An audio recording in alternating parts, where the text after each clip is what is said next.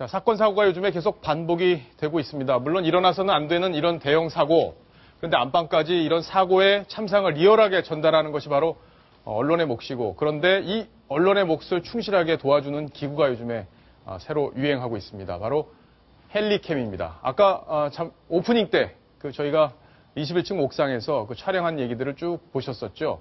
화면이 아주 생동감 있게 느껴졌을 텐데 그 화면 이야기를 저희가 오늘 깊이 한번 들어가 보겠습니다.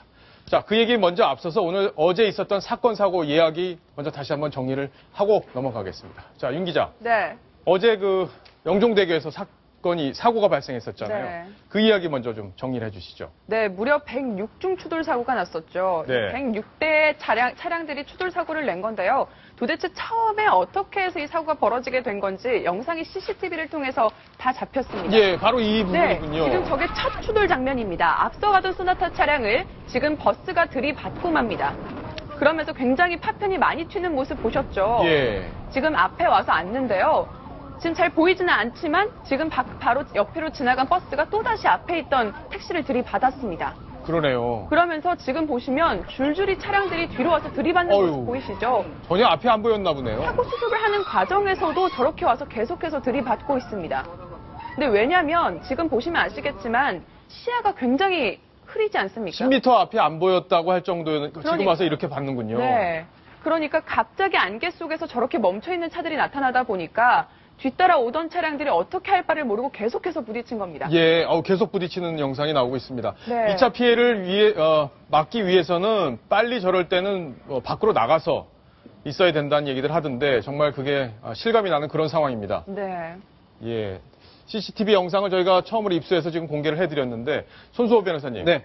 지금 우리 시청자분들 질문에 저 경우에 저 민자도로로 만든 곳이기 때문에 정부에서 좀 철저하게 안개가 낄 수 있는 상황에 대비한 어떤 장치들이 있어야 되는 거 아니냐 이런 지적이 있었고요. 저렇게 네. 사고가 났을 때는 누가 다 책임을 지는 건지 그것도 질문을 하셨어요. 네, 우선 굉장히 적지 않은 금액의 통행료를 받거든요. 징수하고 있는데 현재 그럼에도 불구하고 전광판을 통해서 안개 주의해라 이런 게 전광판 3개 있었을 뿐이라고 하거든요. 그렇기 때문에 또한 그 안개를 어느 정도 있는지를 측정할 수 있는 기계도 없었다라고 지금 지적이 되고 있는데 그렇다면은 앞으로 이런 문제가 발생하지 않도록 막기 위해서는 좀 제도적이나 아니면 시설적인 면에서 좀 보완이 필요하겠고요. 네. 또한 누가 과연 책임지느냐 이 부분 굉장히 중요한데요. 물론 당연히 보험사에서 보험금이 지급이 될 겁니다. 근데 그 후에 보험사들끼리의 서로 구상금 청구 소송이 발생할 것 같은데 문제는 이제 자신이 잘못한 사람이 잘못한 비율에 따라서 배상을 해야 되거든요. 그런데 문제는 굉장히 많은 차량이 지금 화면에 나옵니다만 106대 이상의 차량이 지금 추돌을 했으니까 누가 어느 정도의 잘못이 있느냐를 판단하는 게 굉장히 어렵습니다. 그거 어떻게 다 가릴 수 있을지 그래서 모르겠어요. 지금도 이제 블랙박스 화면이 있었습니다만은 최초의 추돌을 일으켰던 잘못으로 안전거리 확보하지 않고 전방주시 의무 태만히해서 최초의 추돌 사고를 일으켰던 운전자가 굉장히 큰 책임을 질 것으로 보이는데 유사한 사례로 예전에 서해대교 사건이 있었거든요. 거기서 처음 추돌을 일으켰던 사람이 20% 책임을 모든 사람에게 졌기 때문에 이번에도 유사한 비슷한 경우가 일어나지 않을까 생각됩니다. 예, 그렇군요.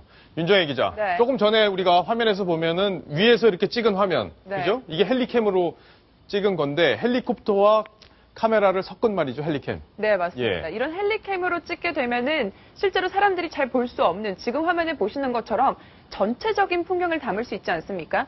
특히 저런 영종대교 같은 곳은 어디 올라가서 찍을 곳이 없기 때문에 저렇게 헬리캠의 활약이 아주 대단합니다. 예, 저희 채널A에서도 헬리캠을 2대를 갖고 있는데 자, 박성훈 논설위원께서도 좀 첨언을 해주시죠. 네, 저는 좀 본질과 관계없는 얘기인데 하나 지금 106중 추돌이라고 우리가 이제 많이 쓰는데 이게 정확히 얘기하면 105중 추돌입니다. 그러니까 차량 대수가 부딪힌 거는 106대잖아요. 그럼 106대끼리 부딪혀서 나는 사고의 표현에는 105중 추돌이 정확하다고 저희 동아일보 교열부에서 그렇게 말씀을 해주셨습니다. 자, 그럼 105중 추돌로 바꾸겠습니다. 역시 산소에 강한 박성원 논설위원이었습니다. 자, 지금부터는 저희가 재미있는 장면을 직접 보여드리겠습니다. 저희 스튜디오에 채널A에서 갖고 있는 헬리캠을 직접 갖고 나와봤는데요.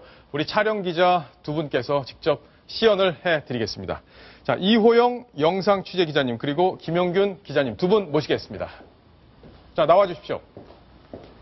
예, 반갑습니다. 지금 손에 뭐 엄청난 걸 들고 오셨는데요.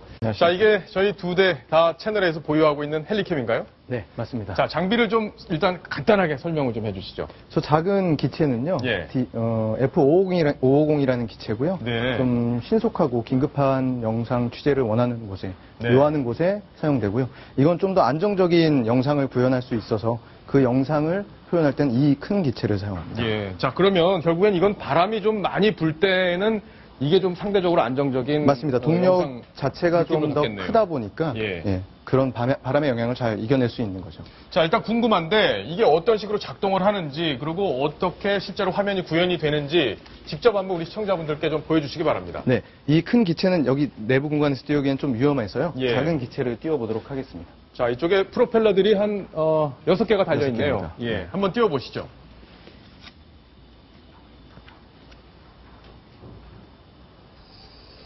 예, 소리가 지금 나고 있습니다. 윙 소리가 나는데요. 예,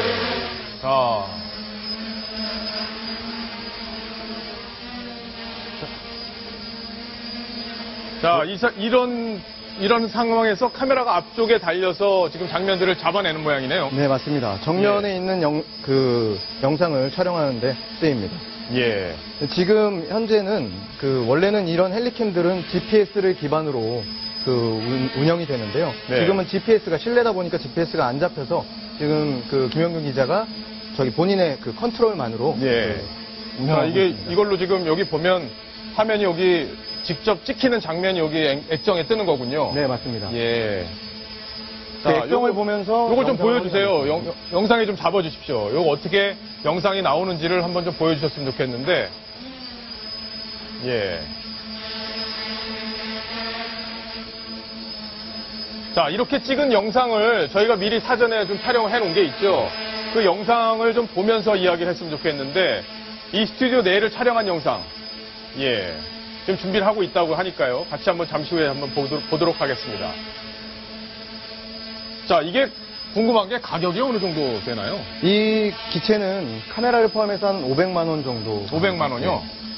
생각보다 이렇게 많이 고가는 아니네요. 네, 아마 지금 헬리캠 중에서는 가장 저가의 헬리캠. 예. 자, 이거는 좀 더 비싼가요? 네, 이거는 한 3배 정도의 가격인 1,500만 원 정도 예. 금액을 갖고 있습니다. 자, 이 헬리캠이 등장한 다음에 영상, 취재 환경 어떻게 좀 달라진 게 있습니까? 네, 아무래도 접근이 어려운 지역은 예. 원래는 촬영이 힘들었기 때문에 자료 화면으로 대체하거나 아니면 컴퓨터 그래픽을 활용해서 영상을 대체했는데요. 예. 현재는 접근이 어려운 지역도 헬리캠을 띄워서 그 영상을 촬영하기 때문에 예. 네.